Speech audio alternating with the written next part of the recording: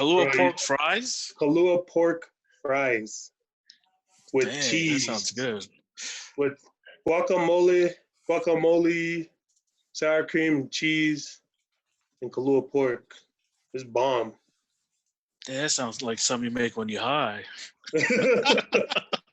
Ben Fonua owns it. He probably was high. I don't know. That's funny. Hey, man. Sometimes you need some encouragement to be creative. Oh, that's what we should ask you. What kind of psychedelics are you into?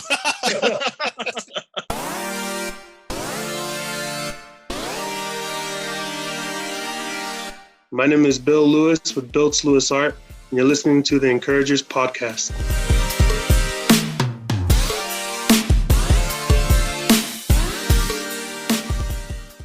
What's up, Bill? What up, cuz? Oh, shoot. Are you on your phone or your laptop? I'm on a laptop. Oh, okay. Right on, man. Okay. Can you hear me okay? Yeah, it sounds good. Okay. You're in Egypt. Yes, the Great Pyramids of Egypt. I'm there. Wow, you guys got Wi-Fi out there? Dude. Oh, Let me yeah. see your Egyptian dance. Can you do the Egyptian dance? No, not right now because we're recording. Oh, what? Right on. So you know me and Tech, I want to introduce you to Coach Will Kofe. What's up, Will? How's it going? Welcome to the show, man. Thanks for taking the time. Yeah, no worries. Thanks for having me. So it's funny, the last podcast we were talking about you, and it was Coach that brought you up. Oh, yeah? Yeah, he brought us up. He's like, what did you say, Coach? You said, do you know this name? Bill Lewis. Yeah. Who's this Polanyi name guy?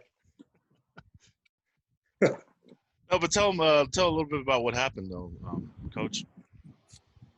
Yeah, so on Mother's Day, I went to go visit my mother-in-law at the cemetery. Ran into one of my cousins from Reno. His name is Lipe. Oh.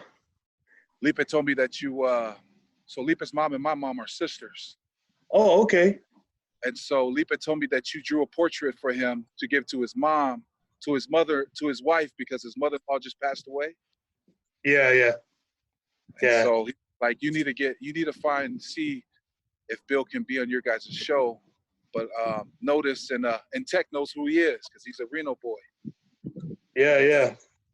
I grew up mostly in Reno, so yeah, small world. I didn't know you were related to Lipe. Yeah. Yeah. So Lipe hit me up for to figure out a gift for his wife, and he knew that something dear to her was her mom, and she just passed. Her mom just passed. So yeah, we came up with that idea to get her a portrait of her and her mom. So we sent that to her for Mother's Day, and she got it. So Mother's Day week was a pretty good week. Everybody was hitting me up for, commission work and stuff. So yeah, I'm glad that they got it. So you got a lot of requests to paint stuff for Mother's Day? Yeah, just, a little commission work, like just little paintings, canvas paintings. So like normally people will hit me up for like sentimental paintings or something to do with their family members and loved ones.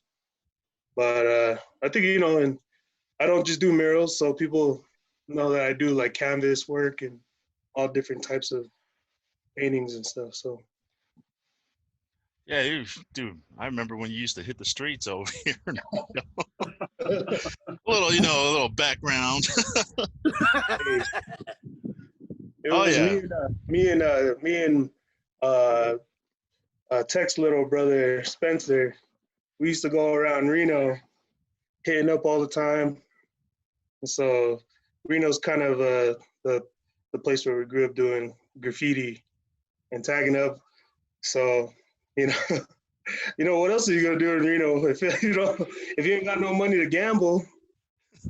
Just Color go, the earth, man. Color the earth. yeah, just go and paint.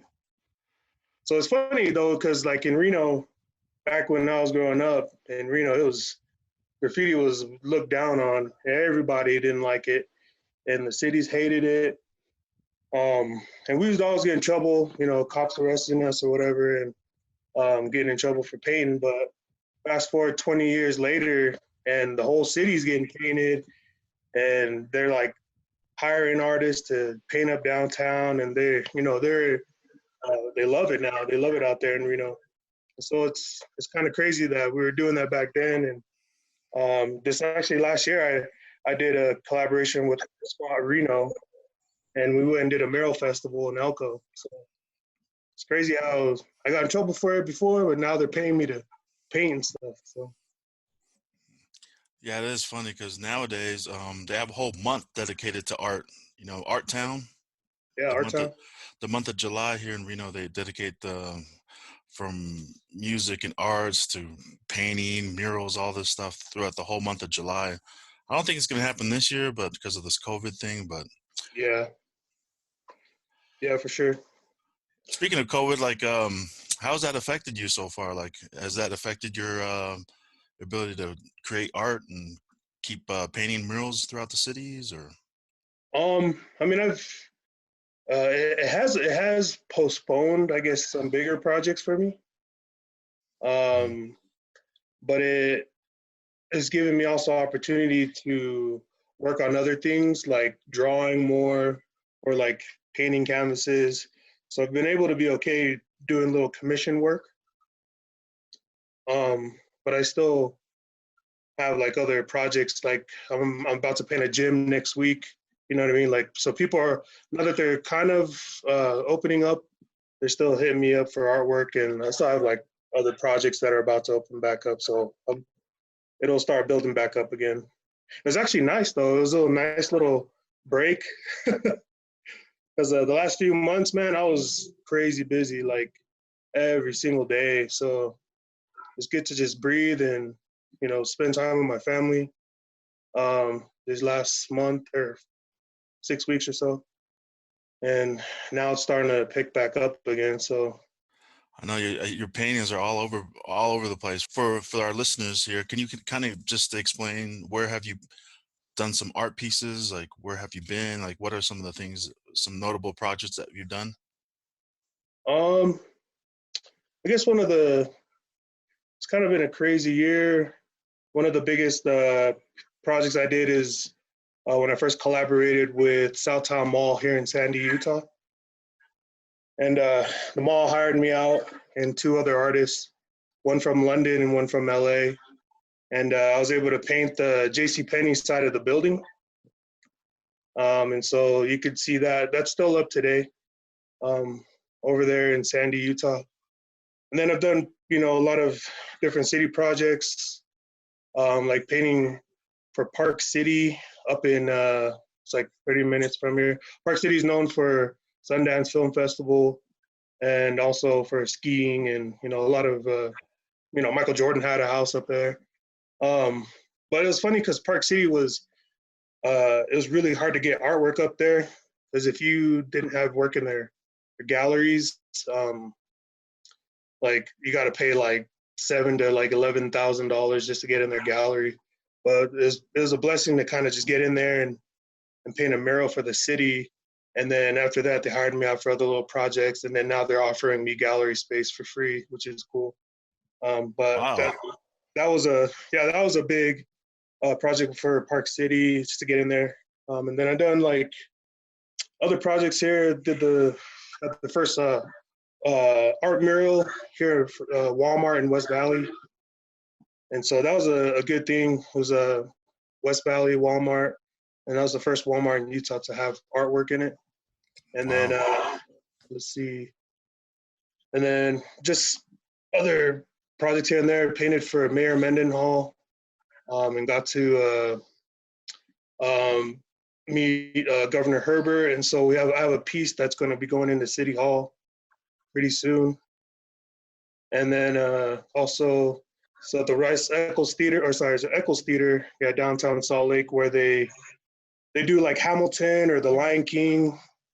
The city commissioned me out to come and paint the Regent Street Black Box Theater, which is another theater space, and that goes from the lobby all the way up to the stairwell, the staircase and stuff.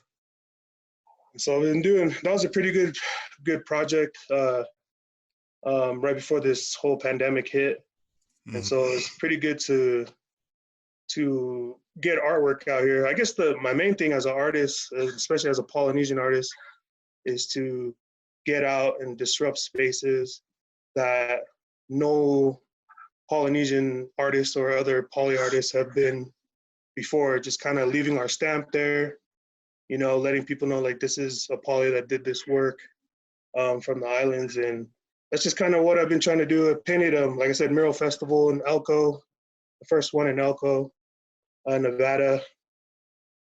Like Carson City, I painted a school in Carson City, you know, so I remember there's like, that. yeah, the one in Carson City and up in Idaho. So it's kind of just around this general area, working on a couple other festivals that are overseas. Hopefully with this whole COVID thing, it kind of clears up and get jumping on these other projects like international. So yeah, just working on it little by little. Steady, little by little, but you've been, man, gaining some immediate traction, man, from all your art pieces. So what did you find, like, what was the tipping point for you to get, like, to consistently start working, like doing your artwork? What was that? Where was that tipping point for you? It was pretty much when I left, well, when I was tired of doing a 9 to 5, and the tipping point was I felt like I really got to do my artwork, or I'll just be stuck in this, you know, this same old, this limbo of should I make the leap? Should I jump now? Especially as an artist and as a freelance artist, and then an individual artist, you know, it's really hard because especially if you have a family, especially if you have a mortgage, you know what I mean? And so I was really scared to make that leap. But I knew eventually I was going to do it because I had built enough traction in my art. While I was working a 9 to 5, I was still working on my artwork right after work. Like there was gyms out here that I was painting, you know, I'd get off work 5 o'clock and then go paint at the gym from 6 to 2 in the morning, 3, 4 in the morning, then wake back up and go to my 9 to 5. You know what I mean? Mm-hmm. So the grind was real. So I knew that either it's to do it now or never do it. You know, as I'm getting older, I felt like, you know, do the safe route, and you know, just always think about the what ifs, or just jump on it now and just sacrifice it and just be like, hey, just figure it out as you go. And then, you know, and it's been a while now, and I've done a lot of these projects, which have been a blessing, but it's not like I think I've got it locked down. You know what I mean? Like I'm still figuring it out as I go. And I'm always learning, and I'm always trying to learn, trying to find different ways, because there's multiple ways of being successful in anything really, but especially as an artist, which is kind of a harder, I guess, thing to do, but as far as a job or work ethic. But as artists, there's always ways that you can find out to make money or some type of income. So That's what's up. That's commendable, man. yeah, thanks. Yeah, man, I commend you because as a small business owner, you or just a sole propriety provider for your family, man, that's not easy to just leave your comfortable life and try to jump into something that you don't know if it'll work out or not. Even though deep down in your heart, you're like, yeah, this is what I want to do. Who are some of your influences that you feel? Because I know, you know, you're pretty successful. You have a lot of projects. I know you're busy. I think you feel comfortable where you're at. People know who you are. There's going to be some times where you kind of like need some motivation. We all need motivation as entrepreneurs. Who are some of your motive, you know, people that kind of push you to kind of dream bigger, or Yeah. kind of get out your slump or whatever it is? Yeah, oh, that's a good question. While I was doing my 9 to 5 and doing artwork, I always had to stay motivated. And what I really did was, aside from being faithful and praying and going to church and all that, and just, aside from that, but I was always listening to motivational things, like listening to people like Bob Proctor or Les Brown, or, like Tony Robbins, what's the Gary V, a lot of these people that are motivational, meaning like they're just helping me break through like mentally, you know what I'm saying? And so I started to educate myself with a lot of those motivational things, and just studying, like, getting into a routine of things, getting into better habits, thinking bigger instead of limiting myself, and thinking small-minded. So because I was doing this not only after work, but I was doing it during work. Like, instead of listening to all kinds of music, I would at least take some time to listen to something inspirational, or like Jay Shetty, those guys like that.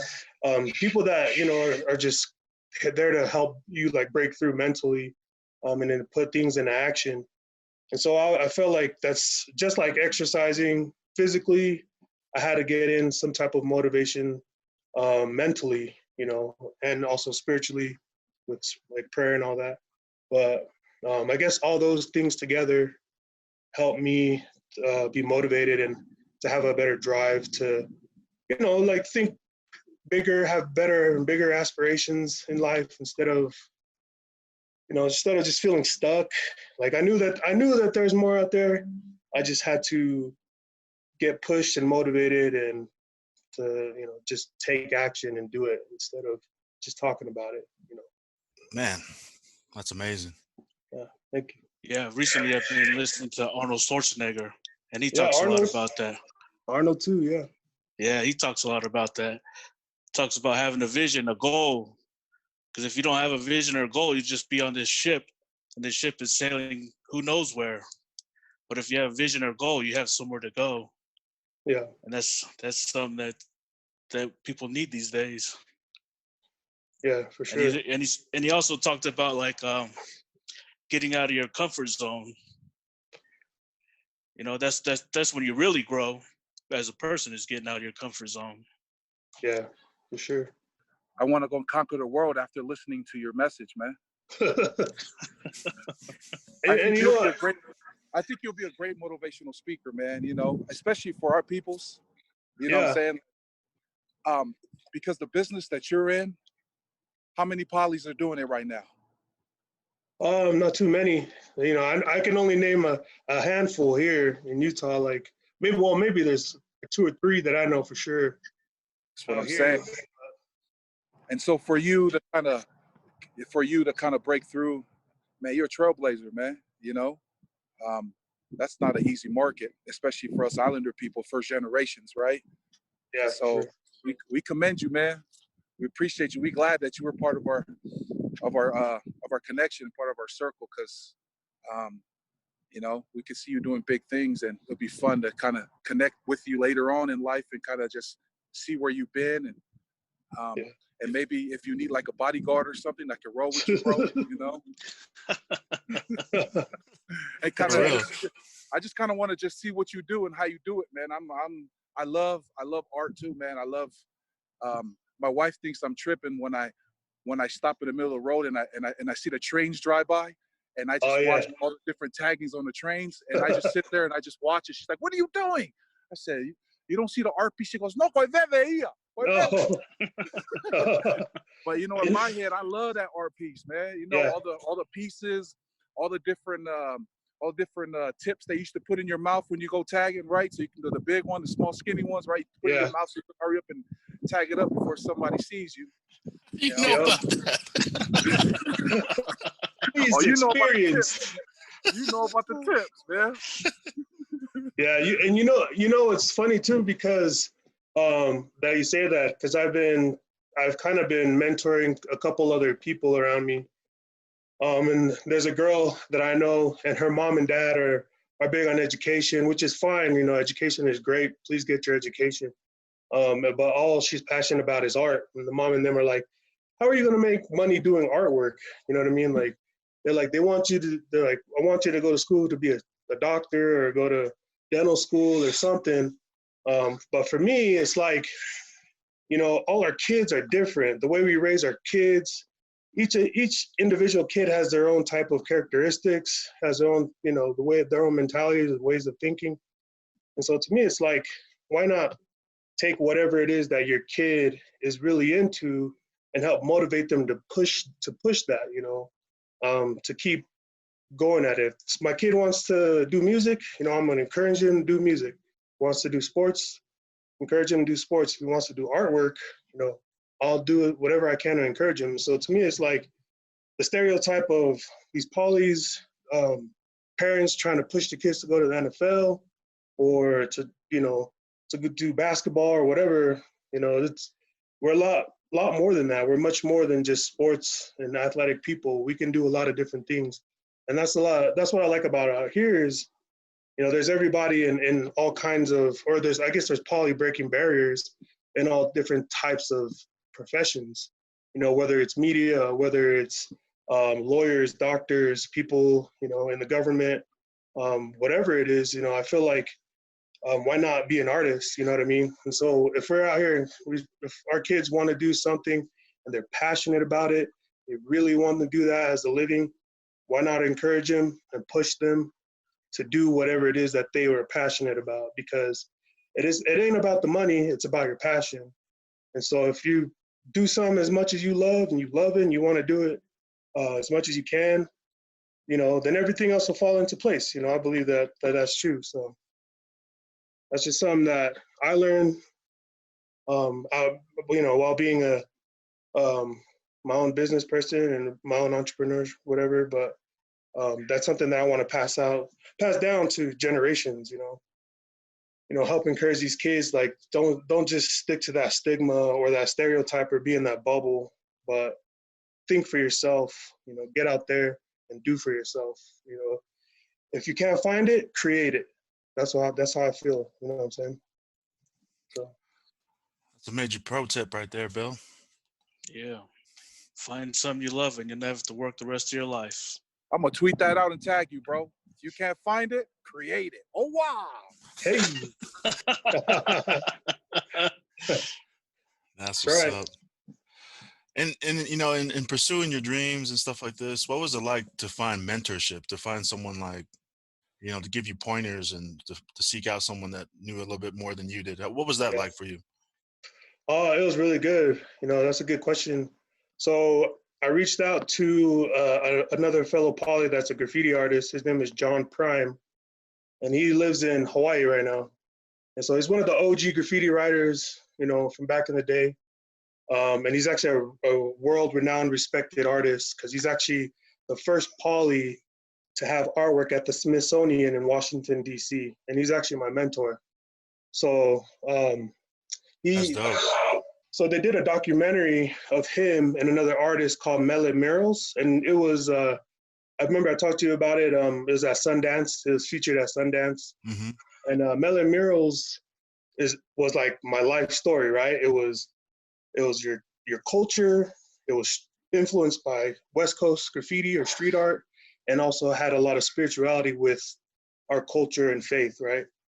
And so when I watched that, I went to a screening and I watched it and I was like, dang, this dude's life is my life. You know, like I can relate like 100% to him.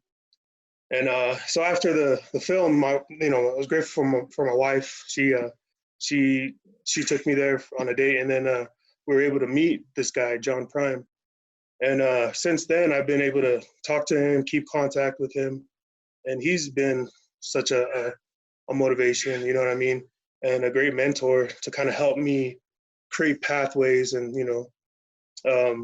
create a lot of different things for polys to do instead of, he's always saying like, own your own stuff, create your own festivals, create your own platform where you can go and showcase your people, a lot of the things that you do. And so he's been a great mentor to me, alongside with a lot of other mentors around there.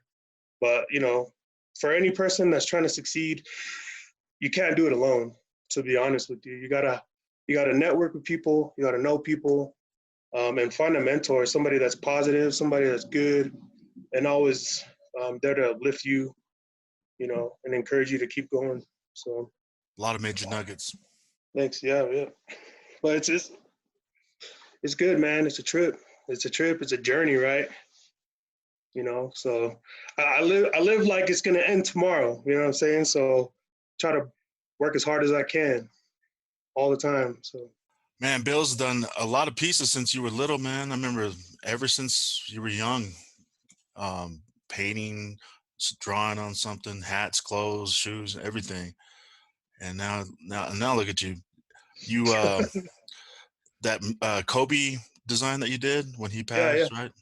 yeah. Talk about that. Talk about that inspiration. Like what you know, his tragic death happened, but what led you to create that? You know, Kobe's always been an inspiration. So I've always liked Kobe as a person. You know, I'm not a Lakers fan, but I've always loved Kobe for his work ethic, the Mamba mentality, right? And so um, that just competitive spirit that he has, and I've seen that he learned a lot of that from Jordan, right? But what motivated me to do that Kobe piece was it was a tribute to him, just kind of like looking up and the way that he's gazing, like looking up, and it almost looked like, you know, like he knew who he was. Like it wasn't like him like dunking the ball or playing basketball or whatever, but I wanted to get a portrait of him just kind of looking up and just glancing at his life and kind of looking at what success he's created for himself. And so I knew that like Kobe's, you know, just his whole aura, just the way that he was, you know, if you knew how he was, I would watch documentaries on him and stuff before he passed. But just the way that he carried himself, um, his confidence, that he knew what he wanted, he expected it out of others. You know, the same mentality that Jordan has. But you know, in order for him to be great and for his team to be great, he had to get everybody on the same page. So he was a great example to me that way, and I kind of try to emulate some of that um, as a figure, as far as like a Polynesian artist figure, is just trying to create pathways and you know, just not being afraid of, you know, the big guy or opportunity, but just to embrace opportunity and just to run with it, you know, and to represent who I am and to not, you know, I don't know, not fall into the stigma of anything else, or polys are this and polys are that. They shouldn't be this way or they shouldn't be that way. But it's just to be who you are, true to yourself, and expect nothing less, you know, nothing less but the best. Like I'm with that 100%, no matter what. But that's kind of the inspiration that I got with that Kobe piece. And, you know, when people wear it, I feel like, you know, hey, that represents that Mamba mentality. You know, that's what that piece represents, that mentality. So That's what's up, man. That piece was clean too. oh yeah, yeah. There's a lot of people that hit me up for that, man. And so see some people rocking it here and there. Yeah, But I feel like it was a one of one. You know what I mean? Like you ain't gonna see that design anywhere else, man. oh no, yeah, yeah. And so when I did it, the all over one, the all over print, everybody was loving that. And so that was a crazy busy time. You know, I sold a lot of those. Um, and you know, I don't know how often I'll make them. I guess if people have like a special request for them, then maybe I'll make them. But it was just kind of like at the moment, you know what I mean? And you know, once in a while people hit me up and then I'll let them know whether I'm doing them or not. So yeah, man, it's an authentic custom piece. So Yeah, super clean. My question is, what was it like when you first got your first gig? Like you knew that you were doing something like it was gonna pay off. Like what was that like? Oh man, it was good. So I did I think one of the first times I did something out here was for a professional sports apparel company out here, and they do pro sports like athletic wear. Um, and I was like, oh man, it was cool because I was like, this is what I want to do. Like, you know what I'm saying? Like I would go there after work at night and I would paint their business, And so I was like, man, like, after work, normally people are tired, but for me, like I was wide awake, you know what I'm saying? Like, because I got to do what I love. Like I'm more passionate about painting because I get to create and I get to be in my own space and I get to focus on whatever it is that I'm trying to create, right? And so after painting, I was like, man, this is exactly what I want to do. And so in order for me to get to where I could do it full time, I said, you know what, I'm just gonna keep doing it. Little projects here and there, keep building my portfolio, just keep doing it on a consistent basis. And then eventually I'll get to the point where I could just do it full time. And I knew that, in my mind, I was like, I know I'm going to do it full time. I just got to be consistent with it, right? Just keep doing it. No matter if I'm getting paid like chump change or like not even that much money. At first, I wasn't getting paid that much money per project. And now getting paid like really, really good for big projects and stuff. You know what I mean? Now you're able to choose and pick and choose who you get to work with now, right? Yeah, which is crazy, right? It was tough to kind of tell people, hey, I'm sorry, I'm booked out until September, you know what I'm saying, or October. And if people are really passionate about my work, they'll wait. But if not, that's fine too. If they don't have time to wait for it, that's okay too. So, and people will respect that. But for most of these projects, I try to squeeze in. Like my wife will get on me if I have like so many different crazy projects at one time, because then I'll get burnt out. But I try to space them out as best as I can, just so I don't get burnt out. But it's just how it goes. How big of an influence is your wife? Oh man, part of your team, man. Like, cause like as an entrepreneur, you need somebody right next to you, and if you're married, your wife got to be there, right? So how has your wife been an influence in what you've been doing lately? Oh man, my wife is the biggest influence. You know what I mean? I'm not. I don't have a publicist. I don't have a professional publicist. It's my wife. You know what I mean? And so she does all the back end work with me. And so, for one, it's really important to have the support of your spouse. You know what I mean? So 100%. I feel like her support means everything to me. She believes in me. She believes in my craft. And she's seen it firsthand. So she's seen how happy it makes me, and she's also seen the success of it. But she's also seen like the hard times of it. You know what I mean?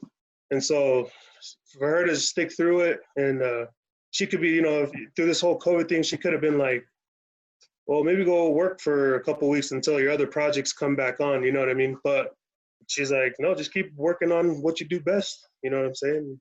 Just keep pushing. And so 100%, man, 100% goes to her support, and I appreciate her support. My wife is my biggest support. So I couldn't ask for anything better than that. Big shout out to your wife. Yep. Big shout out to Vonnie. Yep. Life of Vonnie. That's her.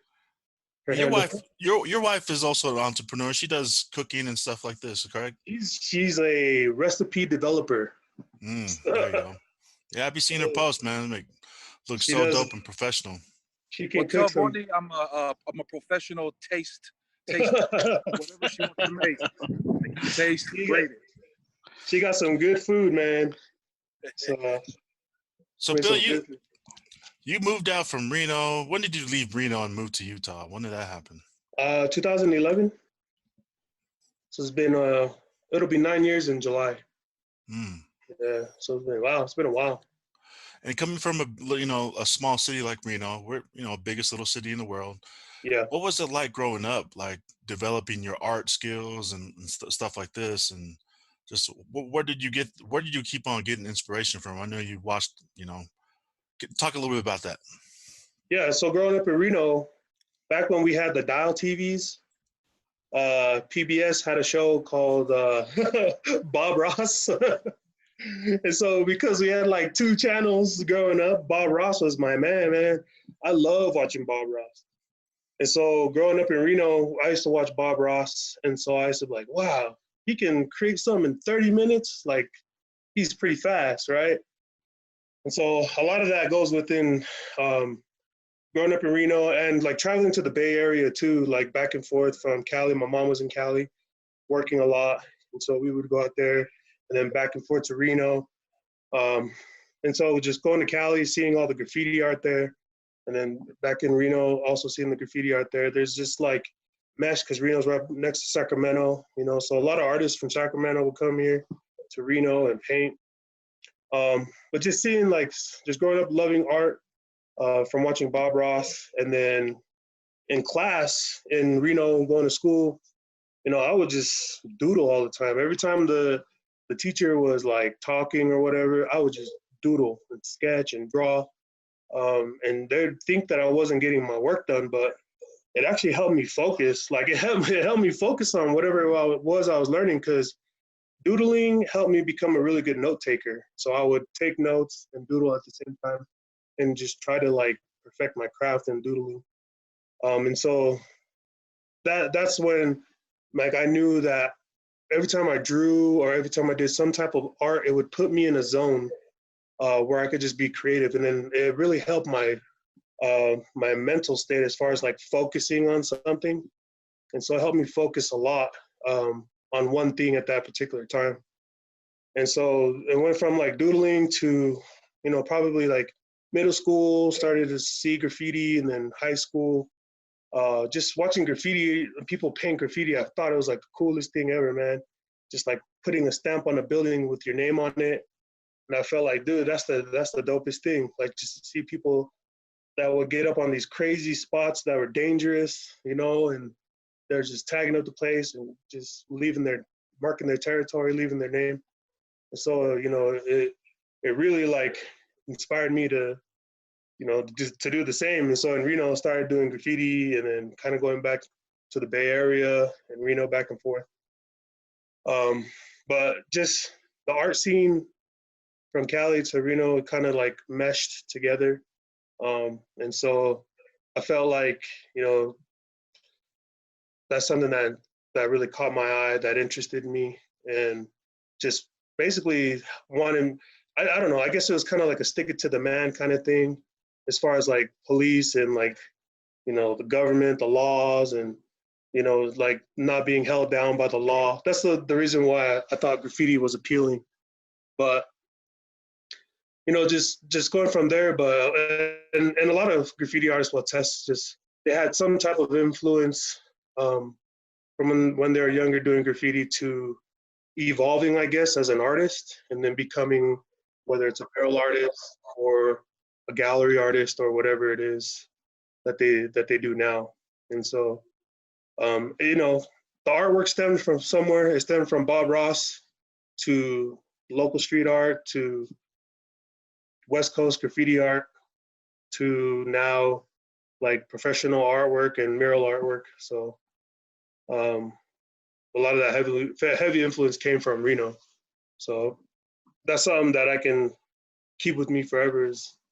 That's where I learned, grew up in Reno and in the Bay Area. So That's what's up, because I see your art piece is unique in a way, because you don't, it's not your typical.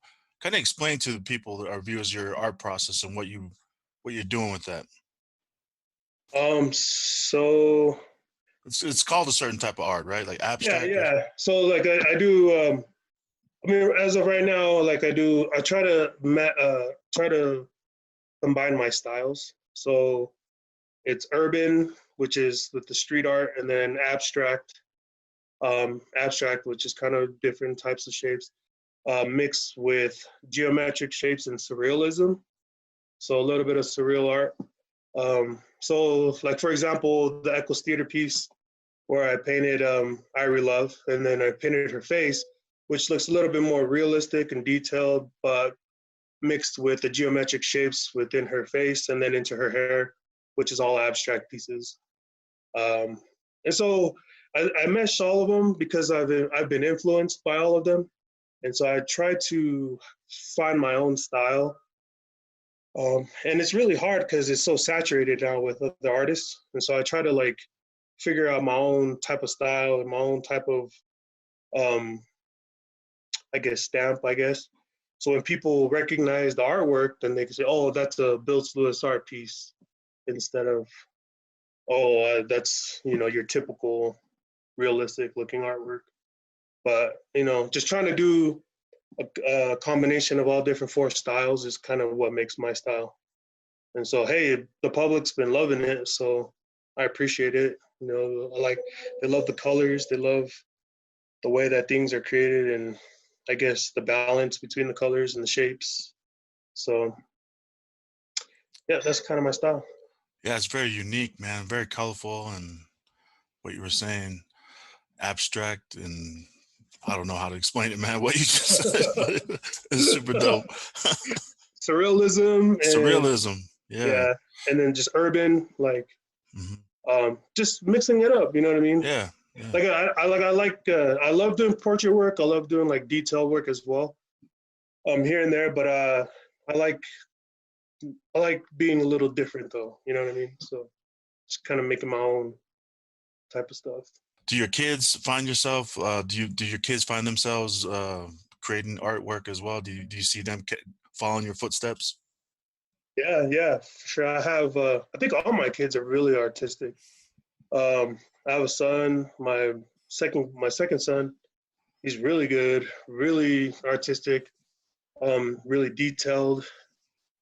And so I'm like telling him, dang, that's a lot better than how I drew when I was your age, So I encourage him to keep it up. And I told him, if it's something that you love and you like he doesn't want to play football. He doesn't want to play basketball. He likes soccer, but anyways, but he loves artwork. He loves artwork. So hey man, if you're good at it and you want to do it and that's something that you're passionate about, then I'm gonna keep pushing you to do it. So how far in advance does someone have to hit you up in order for you to do a piece or like a mural or something commissioned? How far in advance? Right now it's at least, I want to say, a few months. So as far as right now, I think like end of the summer-ish.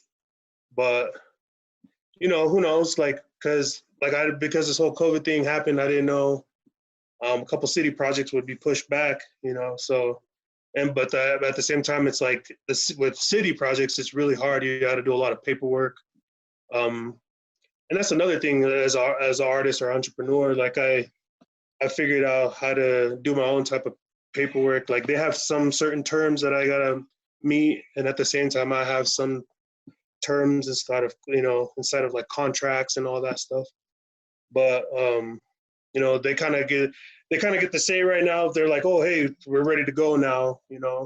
Kind of have priority over some other projects because they're city contracted and stuff. But I mean, and it doesn't have to always be like that either. Like I can tell them too, hey, like if another big project came and I had a fight between the two, I'd be like, I'll just go with whatever my gut feeling says to go with, whether it's like a big mural project in London or something here locally or whatever, So. Man, speaking of London. International stuff. Do you plan on doing some international work as well? Right. So I've applied for the London Mural Festival. I've talked to them last month. We're just debating on this COVID-19 thing as far as the restrictions of traveling, and so if it does happen, it'll be this summer. And if it doesn't, then maybe push back another year. So we'll see how that goes. I mean, like when you go to something like this, or something like that, like a mural festival or something, do you have to bring your own paints? Like, how do you pack all that stuff, man? So it's the good thing about mural festivals is they get sponsored by a lot of brands, like whether Nike came in and gave people free bags, or Iron Lac or Montana Paints sponsored it, and they'll give you all the paint that you need, or even the festival can sponsor it. And what they can do is you can just purchase your paint, and then at the end of the festival, they'll reimburse you with a check. Because well, first they hire you to come, and then they pay you to paint, and then they pay for the materials and lodging, traveling expenses, all that stuff.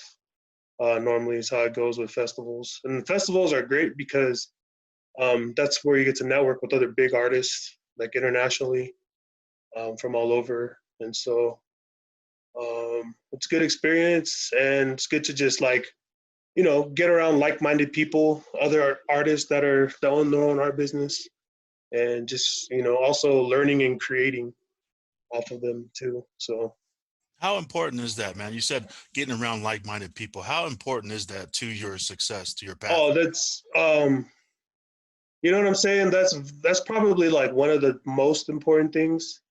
If you want to be like Jeff Bezos or Bill Gates, then go learn from Jeff Bezos and Bill Gates.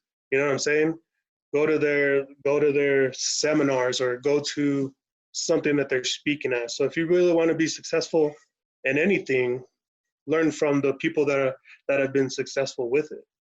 You know what I'm saying? So you're not going to learn from any Joe Schmo down the street that doesn't know anything, and you just learn their opinion. But if they're not successful, it's kind of a waste of time.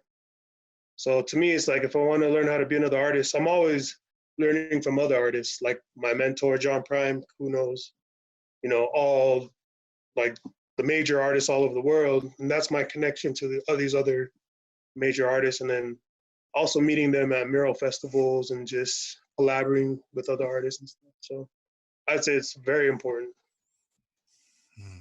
So kind of stepping out the box like you did and getting out of your comfort zone, right? Yeah. Yep. You got to get out of your comfort zone. Nothing's going to move unless you do. So. So Bill, in the coaching world, and football coaching, right? There's always like new schematics, new schemes, new plays, different ways to to teach different things, right? So you're always trying to evolve, trying to figure out what's new and how to stop different offenses. And that's why football is so complicated to learn. When it comes to painting, is it the same way? Is there like somebody always reinventing something that you have to learn and have to practice? Or is it more like that's just what you do and then you create your own? And I don't know. That's just one of my thoughts that I don't really understand. Yeah, I understand. I mean, to me as an artist, I'm always evolving. So I'm always trying different things. So I feel like Namoa, how he asked about my type of style. So when me incorporating all those different types of art is me evolving as an artist. And I also feel like I'll have, as an artist, I'll have a certain series of pieces. So say that I have a certain type of art piece, and I do only a certain series at that time, and it's a limited series only. As an artist, they do that all the time. So they always say, hey, this is a limited series that I'm working on at this point in my life. And that's all I'm going to do at this time in my life. And I'll never do it again. And I'll just keep evolving and changing and moving forward. Who knows what it'll, like if you look at artists like Pablo Picasso had very realistic portraits, really young, when he was like 18 years old. He did a lot of realistic portraits, realistic paintings. As he got older, it all looked abstract, like these funky, weird shapes and like eyeballs. Like he turned a bunny into a flower and the flower into like a bird. You know what I'm saying? So his art evolved from this really simple, realistic, detailed piece into this very abstract trippy looking type of artwork. And so his trippy looking artwork is the artwork that sold for millions and millions of dollars after he passed away. But it showed from, like, as an artist, I feel like in anything, as a coach or as an artist, you always have to produce, right? You got to keep producing, especially as an artist. Like, the more work you put out there, the more you get recognized, I guess, for your work, or at the same time, people will be able to be kind of see your journey, I guess, you know, they kind of follow you along and see your journey from where you were to where you're now. And then, you know, maybe they'll follow your journey until you die, you know what I'm saying? And especially as artists, a lot of artists have a group of collectors. And so a lot of these collectors that collect your artwork, they're investing into those art pieces. So that's why you see a lot of art pieces that sell for millions and millions of dollars, is because these investors, they invented when those art pieces were a lot more cheaper, right? And then you go to these auctions, you go to these galleries, where these pieces that were probably $50,000 30 years ago are selling for $2.2 million 15 years later, you know? And so it's an investment. So people look at artwork, that are people that don't know about artwork and don't see the value in artwork. They will never see that world unless they go to places like London or Europe, New York, San Francisco, places that love art and appreciate art because it tells a story of an artist's life from back then to now. So, you know, there's a whole nother world. There's a whole nother world out there as artists. And that's something that I'm trying to bring to the Polynesian community and to Polys, is to see there is that world. We've been artists our whole life, our whole generations and generations, from back in the islands, creating the tapa, creating our, you know, cultural tattoos, our tataos and everything. And so taking those elements that we've learned and like anciently and culturally and bringing it to modern times and, you know, whatever it's at right now. And so street art, like right now as a street artist, influenced by culture, by street art, abstract surrealism, all that stuff. I'm trying to teach others that, hey man, this is a whole nother life, and you know, you could be an artist and you can be successful. You just got to put yourself out there, keep producing, keep evolving, keep growing. Hey, I got another dumb question for you. Yeah. Do you ever like put an art piece up, and then you always drive by and look at it, and you're like, dang, I wish I would have did this better. You know, I wish I would have did that. You know what I mean?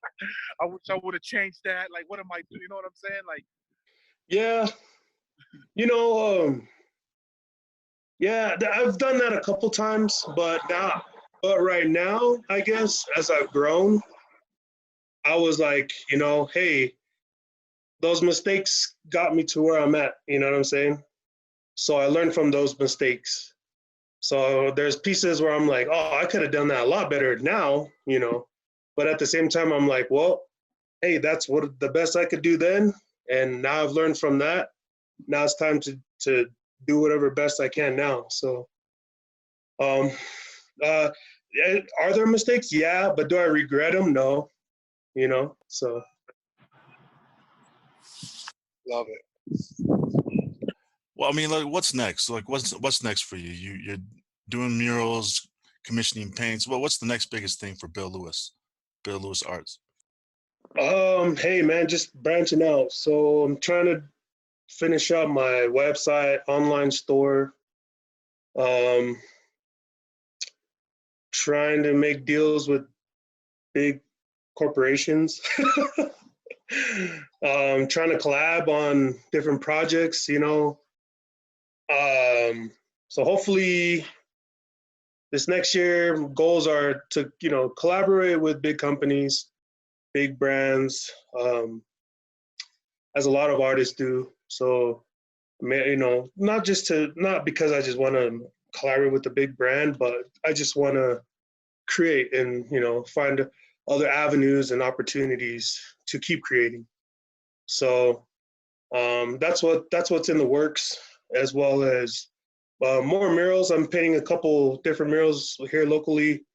Waiting on a couple projects to hear throughout the summer when things smooth out, and then just, you know, this whole COVID thing helped me to catch up on commission work. So I'm still doing some commissions right now. And so, you know, I don't mind doing like little things here and there.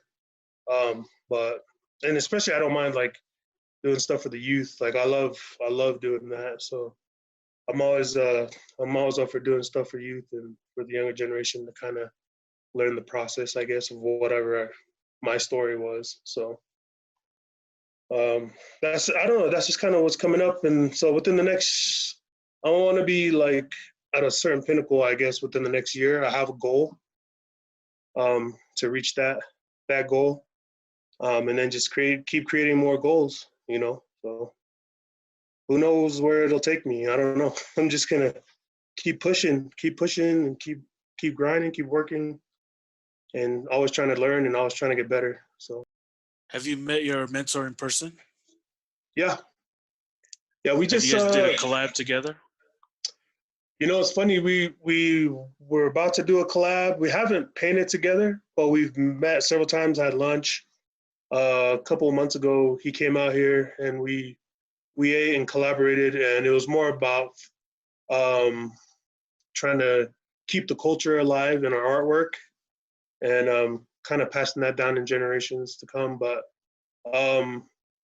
my next year, I'm planning on attending Powwow Hawaii 2021, and I'll be out there with him for sure, and we'll collab on some walls down in the Kaka'ako area, downtown Hawaii, and so, or Honolulu. And so that'll probably be our first collab on a wall. So that's a plan for now. Maybe if something happens and he comes out here earlier, then we'll do something, but that's just something that's in the process right now. Is like when you're collabing with someone, is it kind of like when you get another artist to rap on your album, do you try to like, you know, do a better rap than the next person? is that sort of like the thing, or is that a thing? I mean, I ain't gonna lie, there is some type of a competitive spirit in it as far as like you trying to showcase your skills.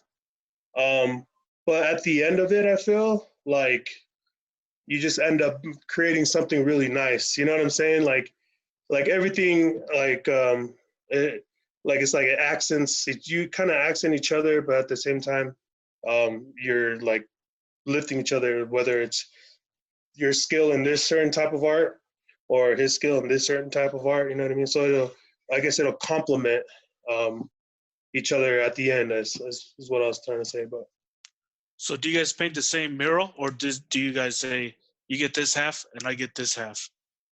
You paint the same mural. So we'll have an image. You normally will collaborate on figuring out an image. Say it's like a landscape piece with somebody in it. Say, hey, you want to work on the landscape, the background, while I paint on the main faces. And, you know, I feel like with some artists, it's like some have weaknesses, some have strengths. A lot of people, like as far as like graffiti, are weaker in lettering than doing like characters or realistic portraiture pictures and stuff. And so like if I was stronger in doing lettering, I would do lettering, and then they would do like the realistic looking faces, you know what I mean? So it kind of just collabs and like meshes into one image. So that's kind of what we do when we collab. Nice. Do you have a story of a time when you almost died painting a mural or something? I want to hear about that, you know, on a freeway. Dude, I almost died a lot of times. Yeah, tell us about the latest one.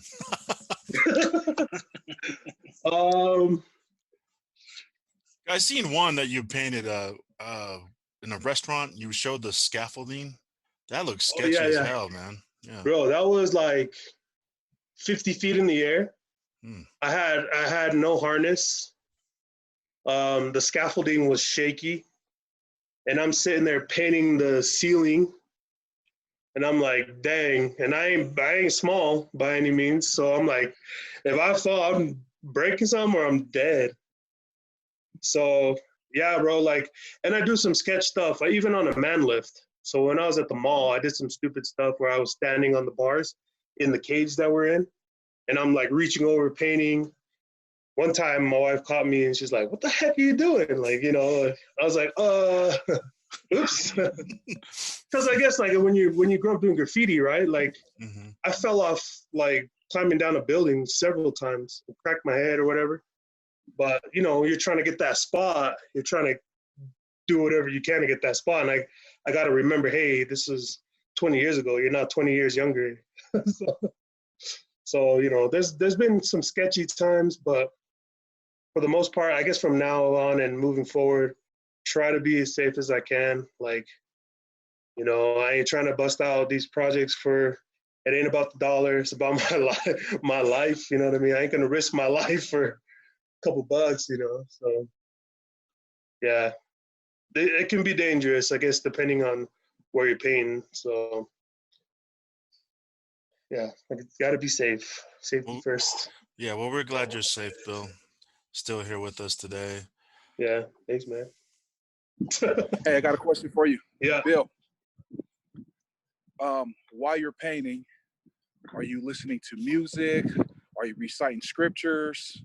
Are you talking to yourself? What are you doing, man? What helps you kind of like think?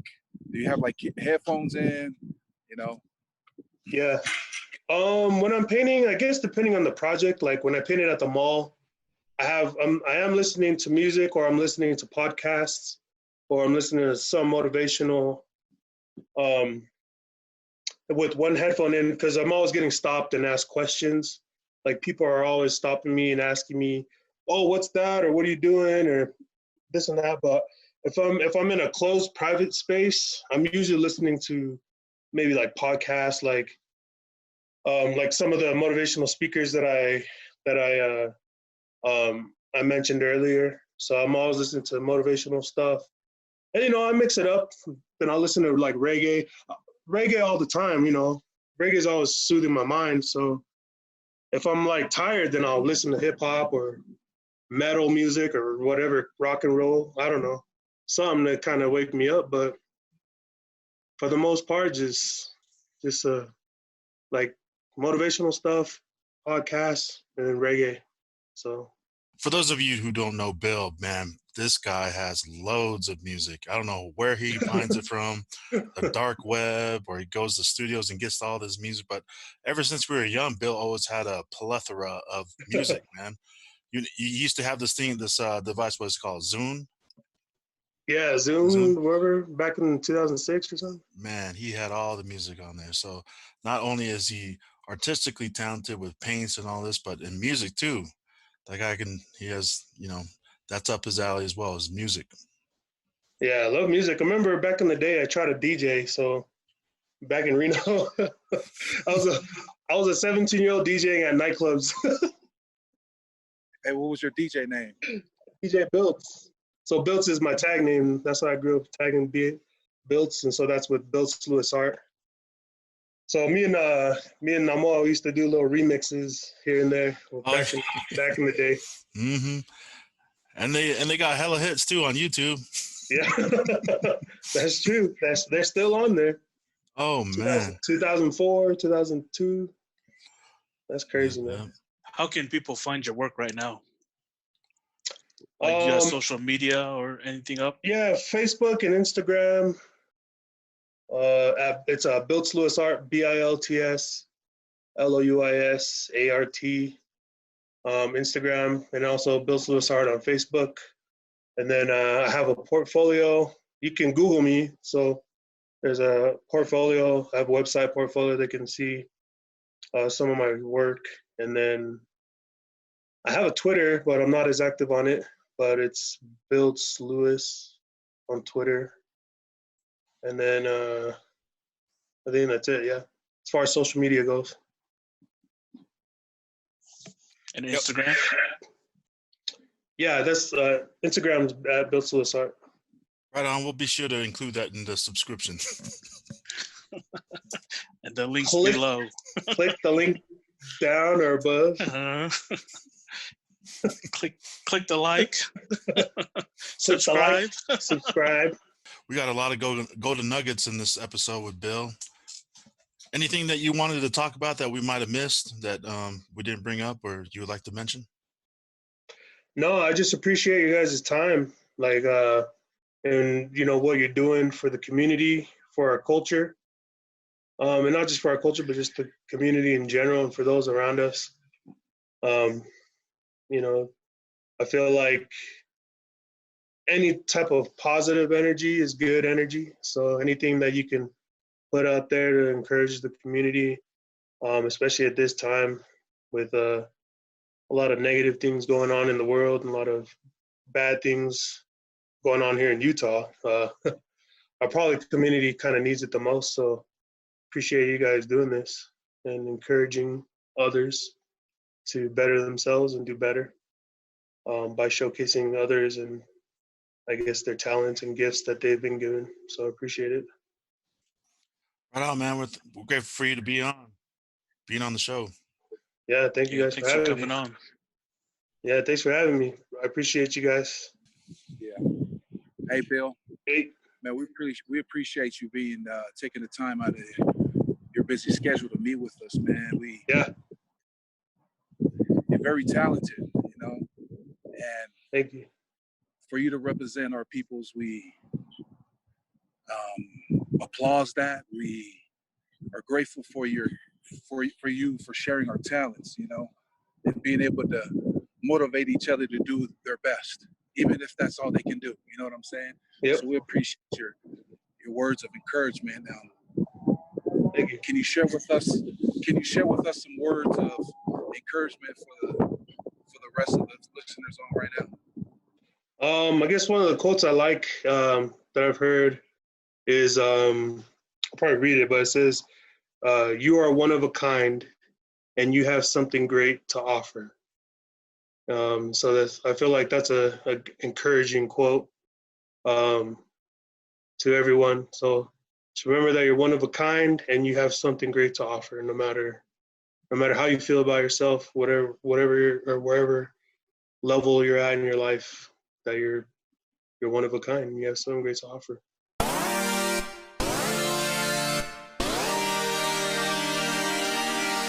My name is Bill Lewis with Builds Lewis Art, and you're listening to the Encouragers Podcast.